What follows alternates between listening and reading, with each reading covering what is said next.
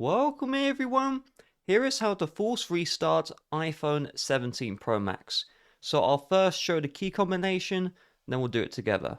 So you click release volume up, then click release volume down, then click and hold the power button until you see the Apple logo and release. So this is quite a precise key combination. Pause the video, prepare your phone, and I'll begin in 3, 2, 1. Click release volume up, click release volume down, click and hold the power button and keep this one held down. Do not release.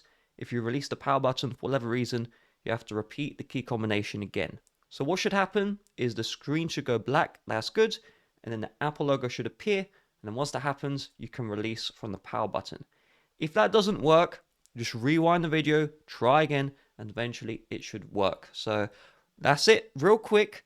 YouTube do not promote my videos like they used to. So if you found this video useful, it really would mean the world to me if you hit the like button down below and just left a comment saying, hey, I found this video useful, thank you. And if you did not find this video useful, any questions, any concerns, just let me know in the comment section down below. I'll try my best to get back to you. Have a nice rest of your day. Bye-bye.